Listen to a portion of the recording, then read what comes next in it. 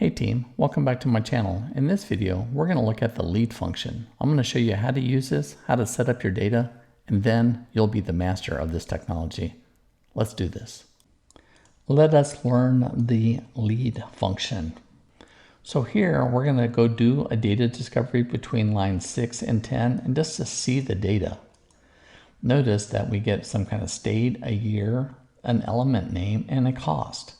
And that data goes from 1970 down to 2019. It looks like there was no breaks in there. That's 50 years, 50 rows. Okay, got it. So I kind of understand this data. It makes sense to me. This rule number 1, okay, check. Now, before the lead function existed, we used to have to do self-joins. And I'm going to teach you the self-join so you know how the lead function works. Notice we're going to get the data from data. So select our columns from data and we're going to alias that as D1. And then I say left join the same table. That's what's called a self-join. And I'm going to alias that as D2. And then I'm going to use the on clause and I'm going to say, hey, where D1 equals D2, the state names, the elements. But look at what I did on the year. I incremented the left side by 1 and that equals the year on the other one, which is pretty cool. Self-joining. And then I only want Florida and I only want this average cost per pack. Let's see how that works. This is perfect. So 1970, the cost was $438. Notice the next price in 71 was $468. Notice this value gets moved up to our next position because of that year plus 1.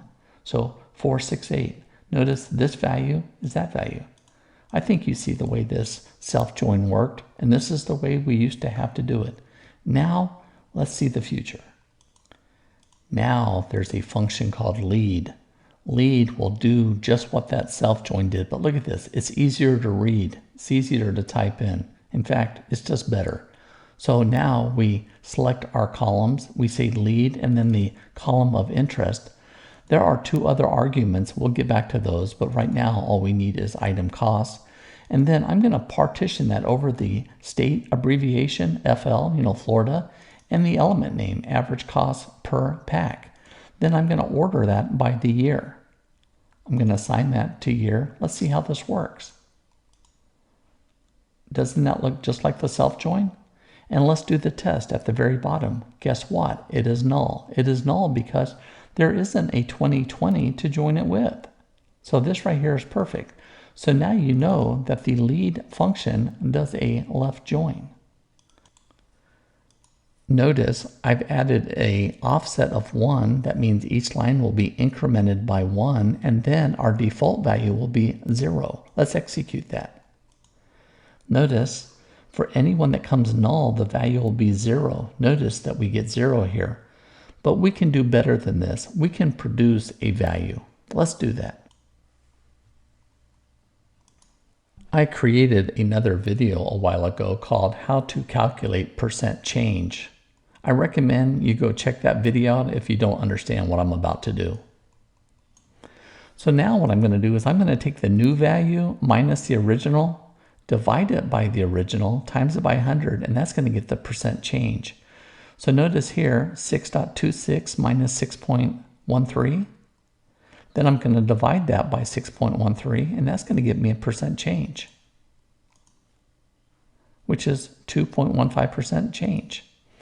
Then what I can do is I can come up in here and I can say, I want to times that by item cost times, let me see, I want to do 100%, right? So I can say 1.0215, and it is going to show me the item cost in the future for that line that had null. Let's do this.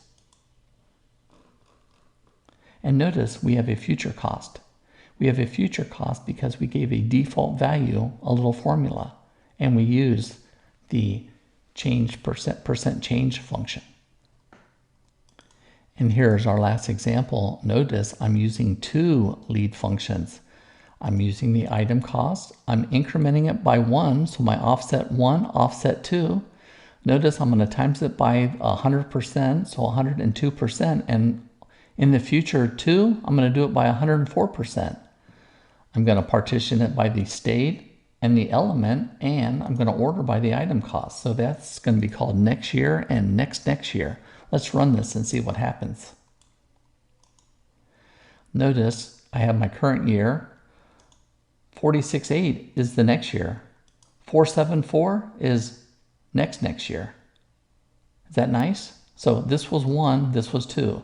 If I come down and look at this one, go down 1 year, that'll be next year. Go down 2 years, that'll be next year. I think you get it. And that is the lead function. Congratulations, you got through that. The lead function is very sophisticated. You know, like even the self-join is sophisticated and I still use it quite a bit, but the lead function for this type problem does make it cleaner. So think about that in the future when you want to use that. I see that this is used a lot on data scientist job interviews, so this is something you probably need to learn. There are several other functions that are just like this one, so you probably need to know them as well. And there you have it, team. I appreciate your support, subscribing, leaving comments, and thumbs up, and I'll see you back in my next video. Have a good week.